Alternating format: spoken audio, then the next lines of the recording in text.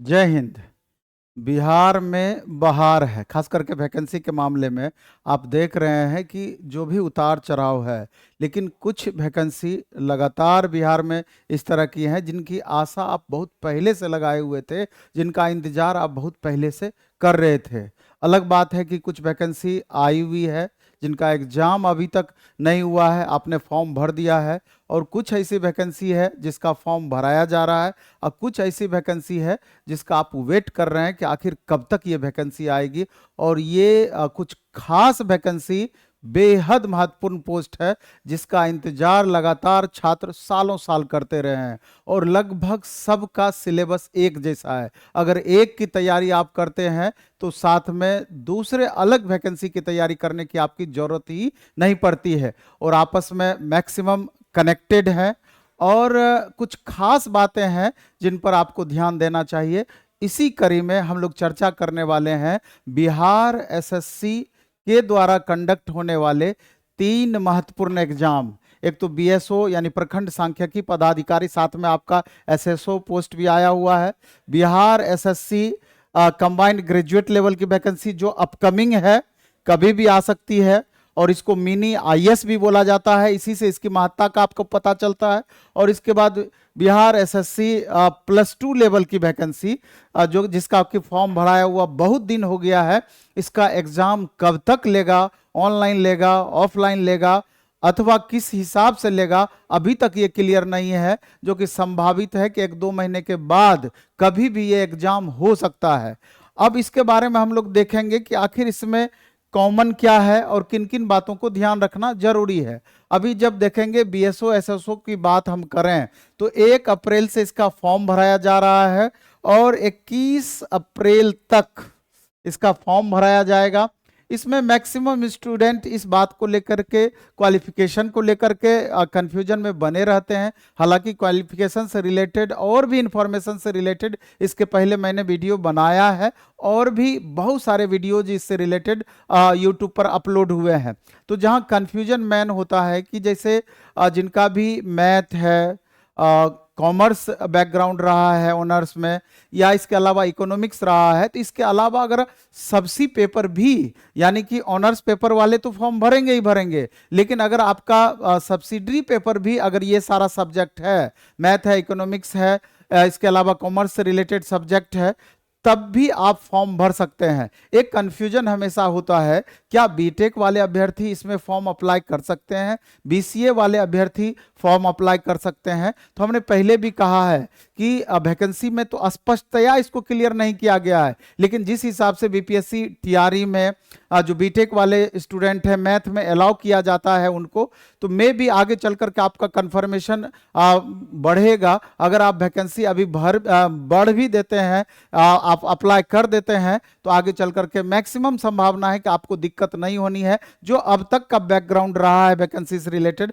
बाद में आपको पछताना नहीं पड़ेगा। इतना अच्छा पोस्ट है, इतनी 15 साल के बाद ये वैकेंसी आई हुई है। और इसके बाद एक तीसरा है बिहार एसएससी +2 लेवल। इस तीनों में आपकी समानता यही है कि तीनों का सिलेबस 100% सिमिलर है, कहीं से भी इसमें कोई तरह का बदलाव नहीं है। आप देख रहे हैं कि इसमें 150 क्वेश्चन आपका सीबीटी 1 में पूछा जाता है या पीटी में पूछा जाता है, जिसमें कि आपका 25 क्वेश्चन आपका अर्थमेटिक से रहता है, 50 क्वेश्चन आपका रीजनिंग सेक्शन से रहता है, और 75 क्वेश्चन यानी 150 में से 75 क्वेश्चन का वेटेज इसी 2 सब्जेक्ट से है। और ये दोनों सब्जेक्ट आपका 100% स्कोरर सब्जेक्ट है। अगर इस पर आप अच्छे से ध्यान देते हैं तो 75 में 70-72 नंबर तक ला सकते हैं। बाकी 25 क्वेश्चन आपका साइंस सेक्शन से है, और 50 क्वेश्चन में आपका 8 section history, polity, economy, geography, static, GK, Bihar सहित करंट अफेयर सहित ये सारा सिलेबस होता है। और लगभग तीनों में एक ही सिलेबस है। अगर हम अभी बीएसओ एसएसओ को तैयारी करते हैं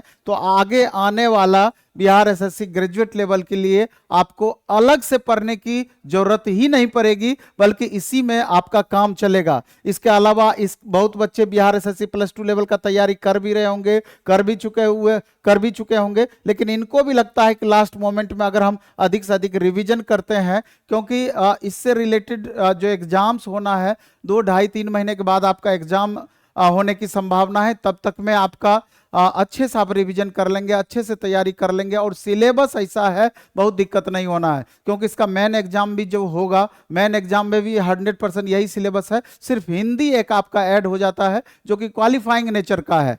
तो मैं बता देना चाहता हूं कि प्लेटफॉर्म में स्पेशली बीएसओ और एसएसओ पोस्ट के लिए, जो कि आपका बिहार एसएससी ग्रेजुएट लेवल के लिए भी उपयोगी होगा, +2 लेवल के लिए भी उपयोगी होगा, एक स्पेशल बैच ऑनलाइन मोड में प्लेटफॉर्म बाय नवीन कुमार सिंह ऐप, कौन सा ऐप अपना है, प्लेटफॉर्म बाय नवीन कुमार सिंह ऐप पर दिया गया है। इसका 499 रुपया आपका फी है, और चूंकि कल ईद है तो ईद लेकर के एक ऑफर दिया गया है, कूपन कोड जारी किया गया है EID30, EID30, ये सारा कैपिटल में है, कहीं पर भी गैप नहीं है। इससे आपको क्या होगा, 30% फी में लेस हो जाएगा। यानी अगर आप 499 रुपया आपको फी देना होता है, फी हमारा है, तो इसमें आप जोड़ लीजिए कि 150 रुपया माइनस हो जाएगा। मात्र 350 रुपये में 10 सब्जेक्ट की तैयारी आपकी इसमें हो जानी है, जो कि 10 अलग अलग टीचर के द्वारा होगा। 100% क्वालिटी इसमें आपका मेंटेन होगा,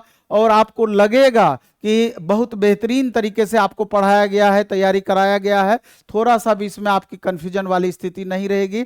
और 2.5 से 3 महीने तक में ये बैच पूरा बेहतर तरीके से समाप्त हो जाएगा। ये अलग बात है कि 6-7 घंटे आपका डेली क्लास चलना है, और जैसे ही लाइव अगर आपका समाप्त हुआ, रिकॉर्डेड मोड में भी आपका उपलब्ध रहेगा, और 1 साल का वैलिडिटी इसमें रहना है। इसलिए तनिक भी आपको चिंता करने की जरूरत नहीं है। EID30 करके कूपन कोड लगा करके आप इसका लाभ उठा सकते हैं। अपकमिंग वैकेंसी है बिहार एसएससी ग्रेजुएट लेवल, उसमें भी आपको फायदा होना है। बाकी तो अन्य जो भी हम लिखे हैं एग्जाम का नाम, उसमें तो आपको फायदा होगा ही होगा।